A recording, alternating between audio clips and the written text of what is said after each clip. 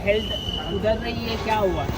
देखिए, राखी जी की health means operation तो सक्सेसफुल रहा, लेकिन काफ़ी उनके हेल्थ में उतार चढ़ाव है। शुगर और बीपी ये सब नॉर्मल नहीं हो पा रहे हैं, ये काफ़ी प्रॉब्लम आ रही हैं। काफ़ी वो टेंशन भी लेके रखी हैं, बार बार बहुत सारी चीज़ों के वो परेशानियां, मैं जैसे बताया हूँ कि बहुत सारी परेशानियां उनको एक साथ आ रही थी और उनको कहीं ना कहीं वो दिमाग में बैठा हुआ है, जिससे रिकवर करने में डॉक्टर लगे हुए हैं। हालांकि डॉक्टर ने इनिशियल में उनको फ्यू मंथ्स का bed rest, complete bed rest बोला है अगर और उनकी हालत में बोला है कि कंटिन्यूअस 15 डेज तक तो उनको ऑब्जर्वेशन में रहना पड़ेगा। क्या जो ऑपरेशन से जो निकाला गया ट्यूमर, क्या उसकी जांच करने के लिए दिया गया है? क्या किस तरह का जांच में क्या आने वाला, डॉक्टर को क्या लग रहा है, क्या ये कैंसर हो सकता है? क्या रेडिएशन देना पड़ेगा आने वाले दिनों में? कुछ बताइए। देखिए, अगर उसको भेजा गया है ऑब्जर्वेशन के लिए और उसमें अगर वो पॉजिटिव आता है तो डॉक्टर उसके बाद फर्दर कैसे क्यूर करना है, जैसे कीमो की या जो भी है उसका प्रोसीजर वो बताएंगे।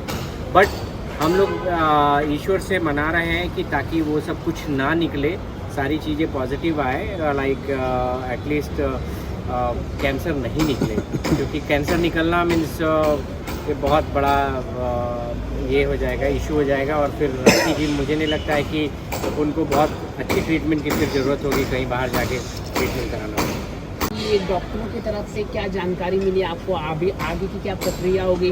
राखी कितने दिन अस्पताल में रहेगी? डिस्चार्ज कब होगा? देखिए, अभी फ़िलहाल तो डॉक्टरों का कहना है कि उनका जब तक, क्योंकि उनका शुगर बीपी बहुत नॉर्मल नहीं रह रहा है, तो जब तक वो नॉर्मल नहीं होता है फिर से उनको काफ़ी तकलीफ़ हो रही है, काफ़ी पेन भी है उनके जहाँ पे ऑपरेशन हुआ है तो उनको काफ़ी पेन हो रही है। तो कह सकते हैं कि अभी जब तक वो स्टेबल नहीं होती है तब तक डिस्चार्ज कराना उचित नहीं होगा, क्योंकि उनके घर में भी फिर कोई नहीं है, तो उनको केयर लेने के लिए कोई होना चाहिए ना। तो फिर एटलीस्ट मुझे लगता है कि जब तक स्टेबल नहीं होती है तब तक डिस्चार्ज कराना उचित नहीं है। हमने देखा है कि आपने पूरी तरह से उनका ध्यान रखा, एक हस्बैंड जैसा पूरा ध्यान रखा, क्या कहना चाहिए? मैं हस्बैंड जैसा नहीं, मैं एक दोस्त जैसा, एक इंसानियत के नाते कहा हूँ। और ध्यान सबको ही रखता है, जो भी आपका फैमिली मेम्बर होगा सबको ही ध्यान रखता है। आपके फादर भी आपको वही केयर लेते हैं जो आपके हस्बैंड ले सकते हैं, या आपके वेल विशर ले सकते हैं, आपका दोस्त भी ले सकता है। तो कह सकते हैं कि मैं उस राखी का वेल विशर हूँ। हमने देखा है कि आपने पूरी तरह से, चाहे लोगों ने आपके ऊपर भी, लोगों ने काफ़ी ट्रोलिंग की, लोगों ने बहुत कुछ बोला, लेकिन उसके बावजूद आप राखी के साथ खड़े रहे, क्या कहना चाहिए? देखिए, ये जानबूझ के, ये गलत इंटेंशन जानबूझ के फैलाया गया था कि ताकि मुझे ट्रोल किया जाए और मैं राखी के साथ देना छोड़ दूं और फिर से वो अकेली हो जाए। राखी के खिलाफ ये षड्यंत्र बहुत दिन से चल रहा है, ठीक है।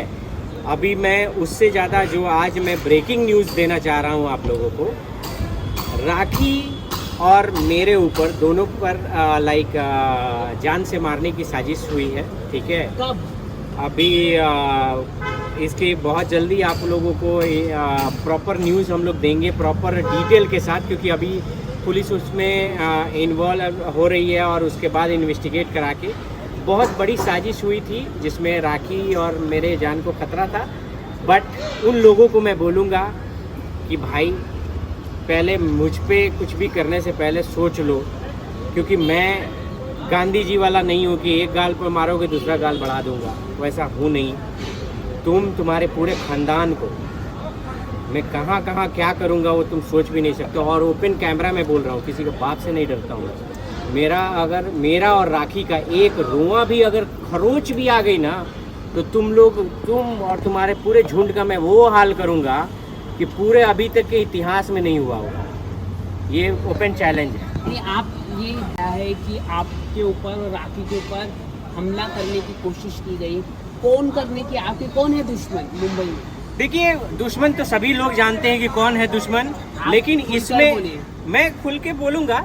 पहले मेरे पास एविडेंस सारे चीज़ें आ जाएं, मैं खुल के बोलूँगा। मैं बोला ही नहीं कि मैं किसी के बाप से नहीं डरता हूँ। तो मैं नाम तक भी रखूंगा, लेकिन मेरे पास एविडेंस, जब तक मेरे पास एविडेंस नहीं आता मैं बिना एविडेंस के कोई बात नहीं करता हूँ। तो एविडेंस पूरा आ जाए और उसके बाद खुल के मैं नाम रख के बोलूँगा। और आपको एक ही नहीं चाहिए, एक ही बात मैं बोलूँगा कि इसके बाद जितने भी लोग, इसमें कुछ इम्पोर्टेंट पॉइंट है, कुछ लोग जो हमारे साथ थे, हमारे वेल विशर बन के आए थे, वो भी इसमें इन्वॉल्व थे। कौन है? नाम मैं बताऊंगा, सारी चीज़ें मैं नाम विथ प्रूफ, क्योंकि ये सारी चीज़ें हम लोगों ने बहुत ही गुप्त रूप से हम लोग पुलिस को इन्फॉर्म कर रहे हैं, क्योंकि हम लोग इस बार वो मीडिया ट्रायल से नहीं, इस बार हम लोग कानूनी रूप से, क्योंकि ये राखी की सुरक्षा का मामला है। राखी को इस हद तक लोग परेशान कर रहे हैं कि उसको जान से मारने की भी सोच रहे हैं, तो ये गलत है। क्या अस्पताल में उनका जानलेवा हमला हुआ? नहीं, ये सारी चीजें मैं अभी इस पर मैं कुछ भी नहीं बोलूँगा। मैं बोला नहीं कि उनको और मुझे दोनों को ये टारगेट किया गया था, एक साजिश रची गई थी जिसका पर्दाफाश हम लोगों ने किया है। और इसमें जो भी लोग हैं, इसके वैलिड एविडेंस हमारे पास है। जो भी लोग इसमें इन्वॉल्व हैं, हम लोग उसको कानून से सख्त सजा दिलवाएंगे।